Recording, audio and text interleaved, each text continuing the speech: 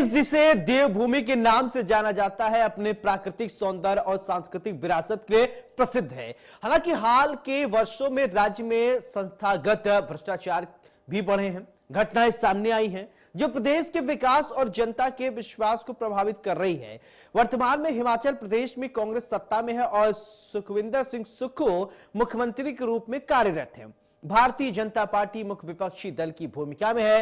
हिमाचल में विपक्षी दल बीजेपी भले ही सरकार पर भ्रष्टाचार के कई आरोप लगाती हो, लेकिन कांग्रेस हमेशा इससे किनारा करती नजर आई है। भाजपा का आरोप है कि वर्तमान सरकार में भ्रष्टाचार के मामले बढ़े हैं। ईपीएफओ कार्यालय में रिश्वतखोरी और थियोग जल शक्ति विभाग में 1 करोड़ 13 लाख रुपए का घोटाला इसका बड़ा उदाहरण है, जिसमें एक्सईएन समेत 10 अधिकारियों को निलंबित किया गया है। बीजेपी का आरोप है कि कांग्रेस सरकार की लूट और भ्रष्टाचार के कारण विकास ठप पड़ा हुआ है, जिससे रोजगार के अवसर समाप्त हो गए हैं और महंगाई बढ़ गई है। वहीं कांग्रेस का कहना है कि बीजेपी के कार्यकाल में भ्रष्टाचार का बोलबाला था, लेकिन हमारी सरकार ने इस पर लगाम लगाया। इसी को लेकर बीजेपी ने राज्य सरकार के खिलाफ प्रदर्शन किया। हिमाचल प्रदेश में संस्थागत भ्रष्टाचार एक गंभीर मुद्दा है जो कि राज्य के विकास में बाधा डाल रहा है। इसी मुद्दे पर आज हिमाचल की बात में चर्चा करेंगे, लेकिन उससे पहले इस मुद्दे को लेकर बीजेपी और कांग्रेस का क्या कुछ कहना है, फिर सुनते हैं, फिर इसके बाद करते हैं हिमाचल की बात।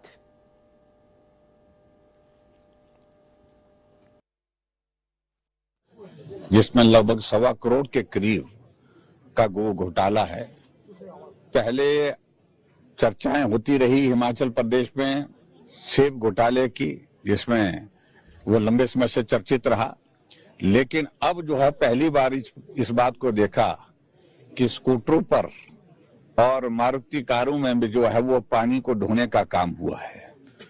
और वो सारे नंबर, सारी चीजों को लेकर के अब आरटीआई आने के पश्चात वो नाम भी जाहिर हुए हैं, वो नाम के साथ साथ में वो गाड़ियों के नंबर भी जाहिर हो रहे हैं। कार्यवाही की दृष्टि से मुख्यमंत्री जी ने कुछ अधिकारियों के ऊपर कार्यवाही करने की दिशा में कुछ कदम उठाए हैं, लेकिन मैं समझता हूं कि वो मुकम्मल नहीं है। वो पूर्ण रूप से इस बात को सुनिश्चित करें कि इस घोटाले में जो अधिकारी के साथ साथ में जो कांग्रेस पार्टी के नेता थे, ठेकेदार थे, उनके खिलाफ भी कार्रवाई होनी चाहिए। और ऐसी घटनाएं हिमाचल प्रदेश में बड़े लंबे समय से, जो 2 साल के कार्यकाल से वो घटित हो रही है, लेकिन ठेकेदार दंडना रहे हैं, पैसे कमा रहे हैं और गलत तरीके से कर रहे हैं। मुझे सिर्फ इतना ही कहना है कि भ्रष्टाचार की सारी सीमाएं हिमाचल प्रदेश की सरकार ने लांघ दी है, सिर्फ लूट मची है। रोड जो है वो भ्रष्टाचार का अड्डा बन चुका था। जिस प्रकार से नौकरियां बिक रही थी और वहां पर आप इंक्वायरी हमारी सरकार ने बैठाई, मुख्यमंत्री जी ने, काफी चीजों में घपले निकले और अरेस्ट भी हुए। हिमाचल प्रदेश की अगर बात करें तो भ्रष्टाचार में जहां लगातार जो मामले आ रहे हैं, ऐसे में कहीं ना तो कहीं अब ये सवाल उठता है कि इन भ्रष्टाचार को कैसे काबू किया जा सके। अभी हाल ही में जिस तरीके से देखा जा रहा है कि जो ठियोग विधानसभा क्षेत्र में 1.12 करोड़ का जो पेयजल घोटाला सामने आया था, जिसमें जो देखा गया था जिन क्षेत्रों में सड़क भी थी उन क्षेत्रों में भी जो टैंकरों के माध्यम से पानी की सप्लाई की गई। अगर देखा जाए जो स्कूटर के अतिरिक्त जो सरकारी गाड़ी के अलावा जो अल्टो में पानी जो ढोने का कार्य किया गया था, ऐसे में देखा जा रहा था जो पहले बिहार व अन्य राज्यों में ये मामले उत्पन्न होते थे, लेकिन अब हिमाचल प्रदेश में हो रहे हैं। कहीं ना तो कहीं हिमाचल प्रदेश में भ्रष्टाचार को लगाम लगाने के लिए क्या कोई ठोस कदम हो सकता है? ऐसे ही देखते हैं कि अन्य डिपार्टमेंट में जिस तरीके से लगातार जो रिश्वत लेने के मामले सामने आ रहे हैं और कहीं ना तो कहीं जो अधिकारी भी कहीं ना तो कहीं दबाव में कार्य करते नजर आ रहे हैं। वहीं आज की जो बहस है, जो इंडिया न्यूज के माध्यम से खासकर जो सरकारी पक्ष है और विपक्ष है और साथ ही मीडिया प्रतिनिधि इस बारे में विस्तार पूर्वक चर्चा करेंगे। कामेश्वर शर्मा की रिपोर्ट शिमला से, इंडिया न्यूज।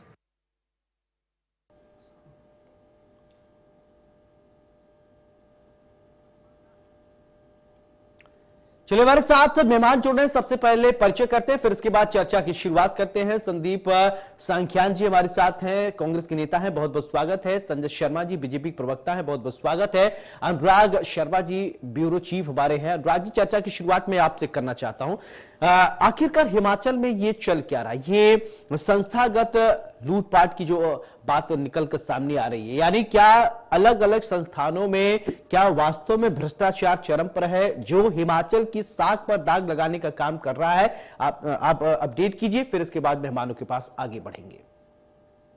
देखिए, सबसे बड़ी बात, अगर हम पूरे परिप्रेक्ष्य को देखें, हिमाचल की जो पूरी स्थितियां हैं, नॉट ओनली हिमाचल, मैं तो ये कहूंगा ये हमारी भारत की पूरी जड़ों में कहीं ना कहीं ये एक घुन की तरह लग गया है, जहां पर ये रिश्वतखोरी, जमाखोरी और इन चीजों पर जो है वो लगाम लगाने की बहुत आवश्यकता है।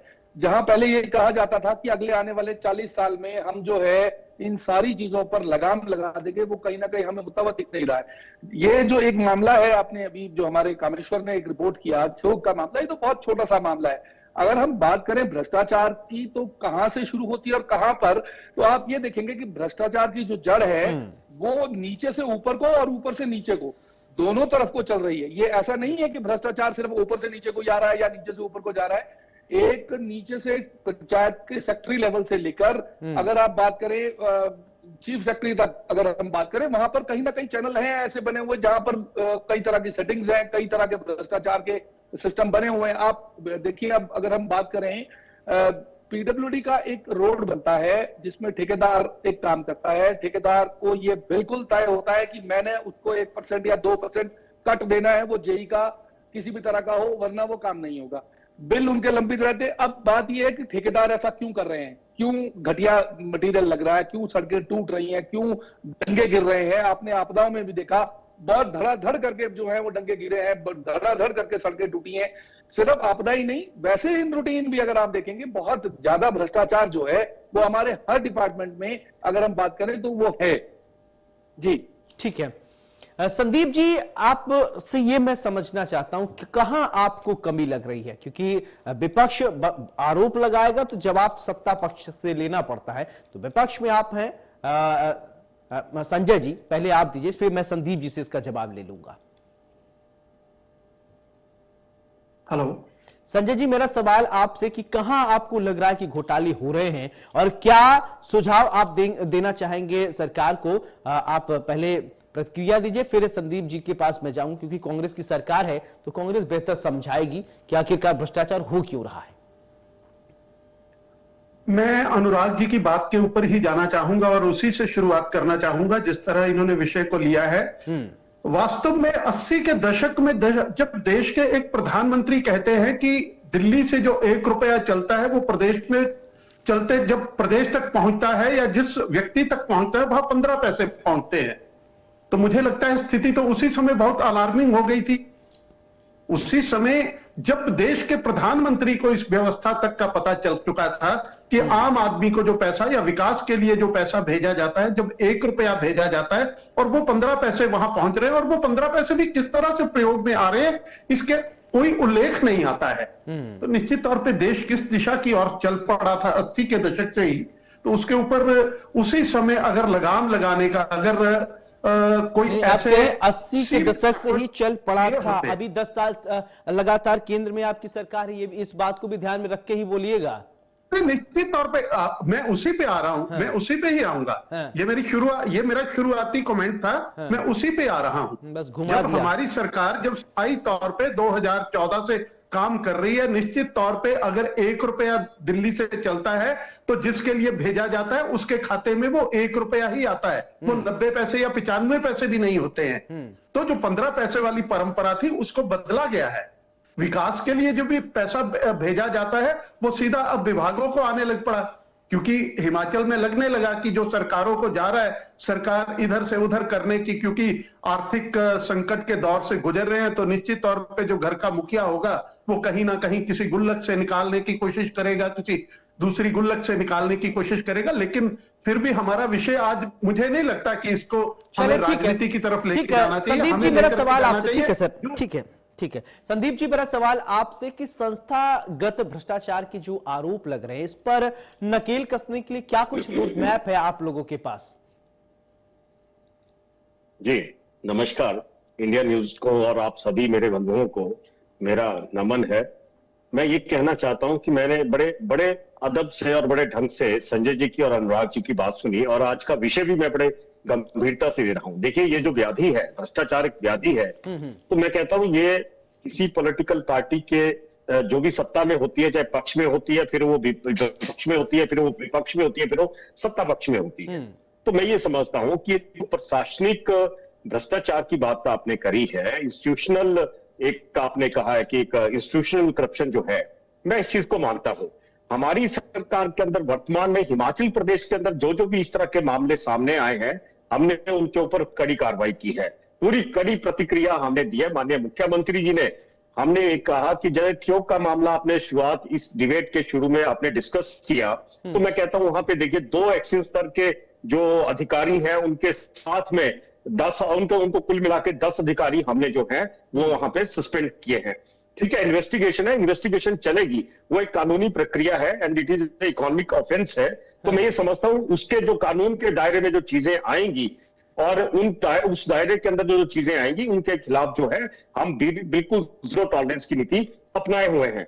लेकिन बीच में मैं ये कहता हूं कि संजय जी ने एक बात करी कि 80 के दशक की बात करी, मैं बिल्कुल सहमत हूं, उस समय की ये स्टेटमेंट भी आई थी। लेकिन 80 के दशक के बाद अगर मैं हिंदुस्तान की बात करता हूं, उसके बाद आज तक कांग्रेस को छोड़ के कितनी अन्य सरकारें बनी और कितनी अन्य सरकारों ने इसमें क्या मुकम्मल कदम इसके अंदर उठाए, वो भी एक सोचने का विषय है। एक चीज मैं भी समझता संदीप जी आपके साथ जोड़ना चाहूंगा, क्योंकि मैं उस समय नहीं बोल पाया, संजय जी बोल रहे थे 80 के दशक की जब बात हो रही, उस समय डिजिटल इंडिया नहीं था। आज क्या है, फोन पे के माध्यम से खट से आपने ट्रांसफर किया, आपके पास आ गया, पैसे आते थे, तमाम बाबुओं से होते हुए एक प्रोसेस के थ्रू आता था। आज क्या है, डायरेक्ट आप कनेक्ट हैं, जिस वजह से 80 के दशक तो फिलहाल अगर नहीं होगा, अगर आप ऐसा तो है नहीं आपने 1 रुपए में 95 पैसा डाला, 5 पैसा आपने इधर उधर हेरा फेर किया तो आपके पास डेटा होगा। पहले डेटा इस तरीके का नहीं होता था, मानते हैं क्या ऐसा?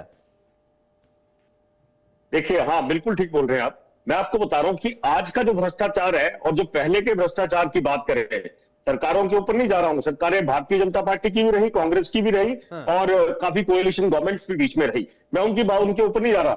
लेकिन मैं आज की डेट में जो करप्शन हो रही है वो इतनी ऑर्गेनाइज्ड देश के अंदर इतनी ऑर्गेनाइज्ड करप्शन है। मैं आपको एक हालिया बात बताना चाहता हूं कि अब जो इंटरनेशनल मॉनेटरी फंड है या वर्ल्ड बैंक के या एशियन डेवलपमेंट के जो हमारे प्रोजेक्ट्स हैं, मान लीजिए आप रोकिए, क्योंकि आप सत्ता पक्ष में हैं, नहीं, आपकी महती भूमिका है। नहीं, करप्शन है, उसको रोकिए सर। आप लाइन से हट रहे हैं। नहीं, लाइन से नहीं हट रहा, आप कह रहे हैं कि करप्शन है, करप्शन है, आप रोकिए। हमने कार्रवाई करी है, हम कार्रवाई कर रहे हैं और जिसमें जो भी कानूनी प्रक्रिया है हम उसको निभा रहे हैं। लेकिन मैं उदाहरण के तहत आपको एक चीज बताना चाहता हूं। आज केंद्र सरकार के माध्यम से वर्ल्ड बैंक का मान लीजिए कोई 500 करोड़ का प्रोजेक्ट है, जो 500 करोड़ लगना है, एग्जीक्यूट होना है, ABCD कोई भी, चाहे रोड इंफ्रास्ट्रक्चर का प्रोजेक्ट है, चाहे किसी डैम का प्रोजेक्ट है, जिसका एक मान लीजिए एक एक्स एग्जांपल मैं दे रहा हूं, तो मैंने वर्ल्ड बैंक के जो प्रोजेक्ट डायरेक्टर है जो आपका दिल्ली में देखते हैं, मैंने उनसे बात की इस विषय पे। तो मैंने कहा जी ये 500 करोड़ का प्रोजेक्ट है और इसमें इतना पैसा लग रहा है, तो आपका जो DPR जारी है 700 करोड़ की है, इसका 200 करोड़ का क्या फर्क है? बोलते हैं कि अब इसके बारे में तो मैं नहीं कह सकता, लेकिन जो प्रोजेक्ट का DPR बनता है वो सारा के सारा उनके विजिट को लेके, उनके खाने की व्यवस्था, उनके होटल की व्यवस्था को लेके, ये सारी की जो सारी चीजें हैं, और बीच में जो लाइजनिंग हो रही है, मैं ये कह रहा हूं कि ये जो करप्शन है एक ऑर्गेनाइज्ड तरीके से है। हिमाचल प्रदेश के अंदर ठियोग में जो घपला हुआ, जो पानी का है, वो ठीक वो एक सामने आ गया और उसके ऊपर सरकार ने कार्रवाई भी करी, और इसके बावजूद भी कई मामले और साथ में आते हैं, तो उनके ऊपर जैसे जैसे है हम कार्रवाई करते हैं। संदीप जी आपकी बात आ गई। अनुराग जी मेरा सवाल आपसे ये है कि अभी आप कार्रवाई करेंगे, ठीक है अनुराग जी से एक प्रतिक्रिया लेना चाहूंगा इन्हीं सब बातों पर। अनुराग जी, एक फाइल को ऊपर नीचे से ऊपर ले आने में कितनी बार सरकारी दफ्तरों के चक्कर लगाने पड़ते हैं? लोग आते हैं कि साहब है कि हाँ ठीक है, और बहुत सारी ऐसी जगह है तो आप जाएंगे, पता चला लंच हो गया साहब, हम लंच में आए, लंच के बाद आइएगा, फिर आदमी दूर से आया, अरे ठीक है दफ्तर बंद होने का टाइम है, इतना दौड़ा दिया जाएगा कि उसका मजबूत मोटा चप्पल भी घिस जाएगा लेकिन काम नहीं हो पाएगा नीचे से। लेकिन जैसे टेबल के नीचे से हरी हरी नोट जब पहुंचती है फट से काम हो जाता है, यही प्रैक्टिकल बात है। देखिए, दुर्भाग्य की बात क्या है इसमें सबसे बड़ी, अगर आप इसको देखोगे तो आप ये एनालाइज करोगे कि इसमें जनता की पार्टिसिपेशन भी उतनी ही है जितनी, अगर अधिकारी एक तरह से अगर वो कहीं रिश्वत ले रहा है तो जनता की पार्टिसिपेशन भी है। उसका कारण क्या है कि जैसे मेरी एक फाइल है, मैंने एक फाइल साइन करवाने हैं, और जो आपने कहा कि चाय पीने चला गया, लंच करने चला गया, अब वो टाल मटोल कर रहा है। अब मुझे ये पता है कि मैंने अब इस फाइल को मूव करना है, तो मैं वजन रख देता हूं। जब वजन रखते हैं वो साइन हो जाते हैं, और ये संस्थागत रूप से हर जगह में हो रहा है। और हमने कई बार लोगों से बात करने की कोशिश की, हमने ये भी पूछा कि एक बात बताइए कि आपको ये फाइल सीधे तरीके से भी तो लाई जा सकती थी, आपको क्यों ऐसा लगा कि आपको पैसे ही देने पड़ रहे हैं? बोलते जी हर बार ऐसा ही होता है। इसमें से केवल 3% लोग ऐसे मिले हमें, केवल 3% लोग जो ये मानने को तैयार हैं कि हाँ हमने रिश्वत दी और रिश्वत देके काम कराया। अगर हम पानी का कनेक्शन भी लेने जाते हैं ना, और बिजली का कनेक्शन, वहां से ही जो है रिश्वत की काम शुरू हो जाते हैं। जेई तब तक फाइल पर साइन नहीं करता जब तक उसको ये पता ना हो कि अगर उसके पास में जो पेपर है वो आएगी या नहीं बहुत आएगी। सारे ऐसे सरकारी अस्पताल हैं, मैं नाम नहीं लूंगा, पर्ची बनवाने के लिए लोग सेटिंग करते हैं, साहब मेरा नंबर पहले आ जाए, लो कुछ पैसे ले लो, और वहां छोटे छोटे कर्मचारी हैं। और वहां पे जो कभी कभी ऐसा होता है कि जब किसी के घर में लड़का पैदा हो जाता है, खासकर मैं आ रहा हूं सरकारी अस्पतालों में, ये पहले बोर्ड लगा रहेगा, रिश्वत देना पाप है, रिश्वत न देंगे न लेंगे, ये दोनों बड़ी बड़ी बातें लिखी रहती। लेकिन जो स्ट्रेचर से खींच के लेके जाता है, वार्ड में शिफ्ट करता है लड़का, जो वार्ड बॉय होता है, अगर आप पैसा ना दीजिए साहब आपका पेशेंट पड़ा रहेगा, वो नहीं लेके जाएगा, वो जैसे पैसा उसको मिलता है फटाक से लेकर जाता है। इन सब बातों से कोई डिनाई नहीं कर सकती, ये सब प्रैक्टिकल बात आप लोग भी देखे होंगे, और इसको डिनाई नहीं किया जा सकता है, और है ये सिस्टम में। देखिए मैं आपको बताऊं, ये मेरी आप आंखों देखी बात है। ये जो आपने अभी बिल्कुल, ये ऐसा लग रहा है कि जैसे वो डिबेट मेरी और आपकी बिल्कुल लिखी हुई है एक शब्द में, एक साथ में, परंतु जिस तरह के आपने रिस्पांस दिया, ये बिल्कुल ऐसा मामला हॉस्पिटल में हमारे सामने हुआ है। असल में क्या है, भी सरकारी अस्पताल या जितनी ओपीडीज होती हैं, अगर आपने देखा होगा, वहां पर पर्ची बनवाने वाला कौन है? पर्ची बनवाने वाला वो बीमार आदमी है जिसको डॉक्टर को जल्दी से जल्दी दिखाना है। अब वहां पर वार्ड बॉय की एंट्री होती है, जहां पर वार्ड बॉय 50 रुपए लेकर, 20 रुपए लेकर आपकी पर्ची बैकडोर से वो एंट्री करके वो काम कर देता है। आपको 50 रुपए देने में भारी नहीं लगता, पर डॉक्टर के पास 2 घंटे अगर आपको बाहर लाइन में लगा रहना पड़ेगा तो बहुत मुश्किल हो जाएगी।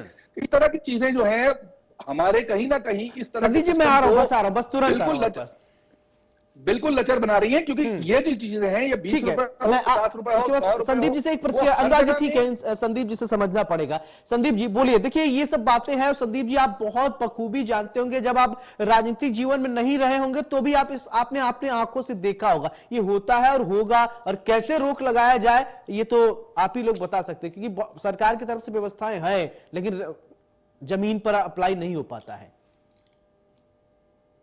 मैं आपको ये बताना चाहता हूं कि जिसको आपने इंस्टीट्यूशनल करप्शन कहा है, तो ये तो आपका शब्द ही गलत है और परिभाषा ही गलत है।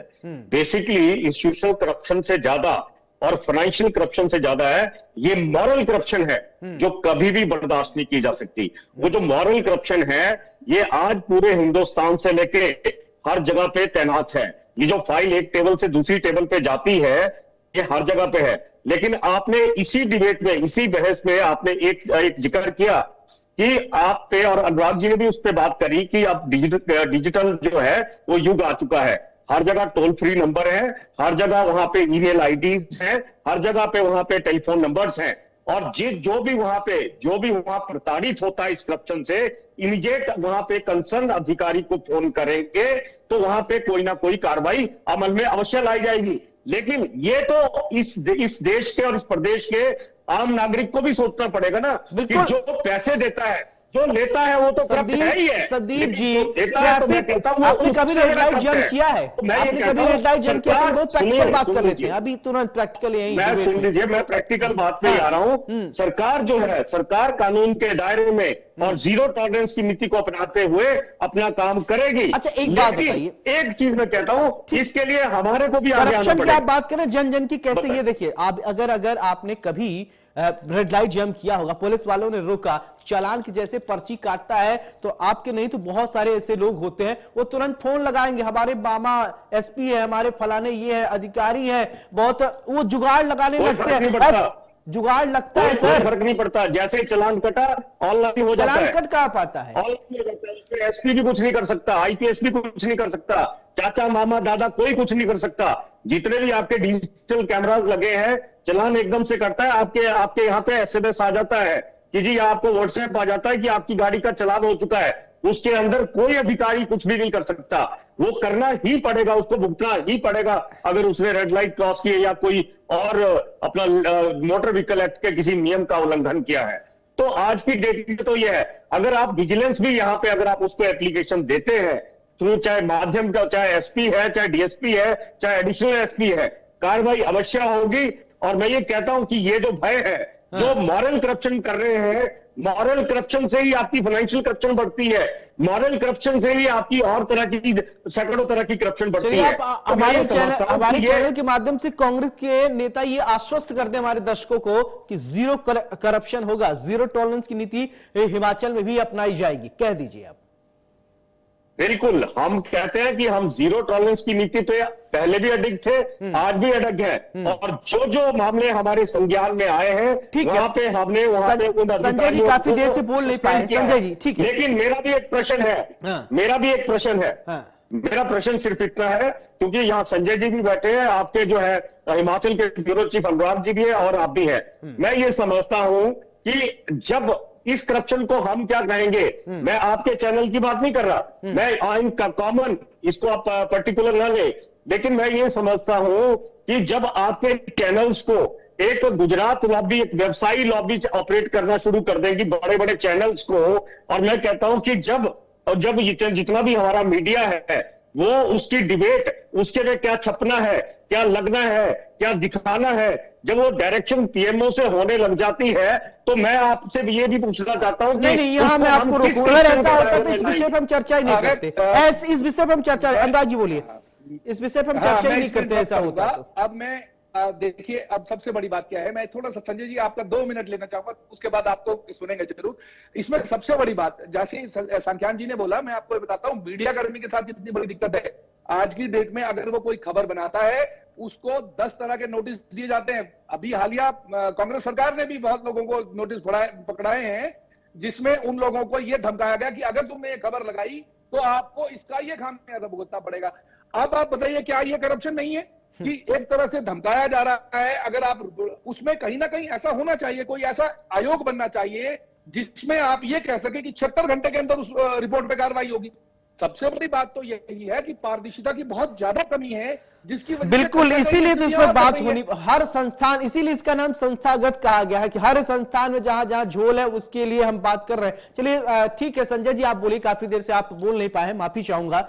ठीक है, बोलिए।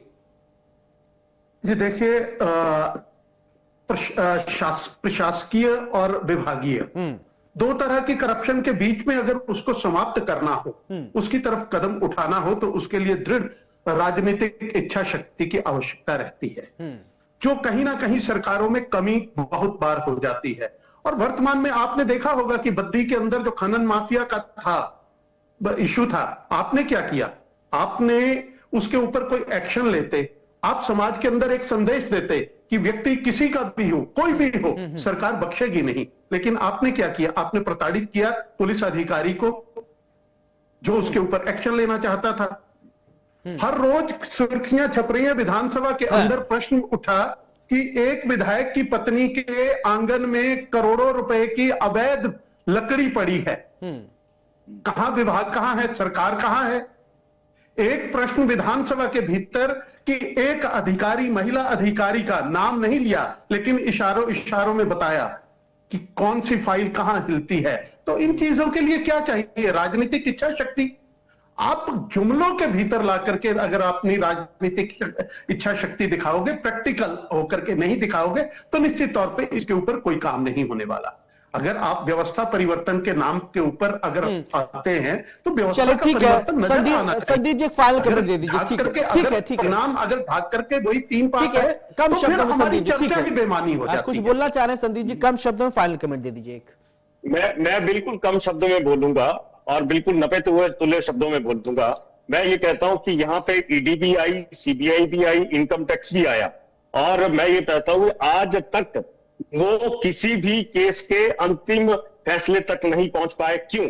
और मैं ये भी कहता हूं यहाँ पीपी किट घोटाला भी होता है, एम्बुलेंस घोटाला भी होता है, पुलिस भर्ती घोटाला भी होता है। तो मैं आज भी कहता हूं कि ये जो चीजें हैं इन चीजों से निपटना जो है वो कोई भी सरकार हो, बिल्कुल। चाहे पिछली सरकार थी चाहे आज की सरकार है, बिल्कुल, तो मैं ये पारदर्शिता समझता हूं होना कि इस बहुत तरह का जरूरी जो है आरोप और भ्रष्टाचार पर जो है, लगाम लगे। वो लगाना जो चलिए, है, हमारे पास जो थोड़ा है, वक्त की कमी है। संदीप जी बहुत बहुत शुक्रिया, संजय जी आपका भी बहुत बहुत शुक्रिया, अनुराग जी आपका भी बहुत बहुत शुक्रिया हमारे साथ हिमाचल की बात में चर्चा करने के लिए। देखिए, भ्रष्टाचार कहते हैं ना कि रिश्वत लेना पाप है, रिश्वत देना पाप है। संस्थागत जो ये भ्रष्टाचार के मामले आ रहे हैं, हर एक लूपहोल्स को आप लोग फाइंड आउट कीजिए। अगर जो अधिकारी रिश्वत मांगता है, जल्दीबाजी के चक्कर में उसको रिश्वत मत दीजिए। अगर लगता है कि आपको रिश्वत वो मांग रहा है, एसीपी को आप कंप्लेन कीजिए, अन्य जगहों पर आप जाकर कंप्लेन कर सकते हैं, शिकायत कर सकते हैं। अगर नहीं कोई सुनता है तो और ऊपर जाइए, आप शिकायत कीजिए, कार्रवाई जरूर होगी। लेकिन जब जन जागरूकता होगी तभी यह संभव है, अन्यथा यह संभव नहीं है। हिमाचल की बात में मेरे साथ फिलहाल इतना ही। नमस्कार।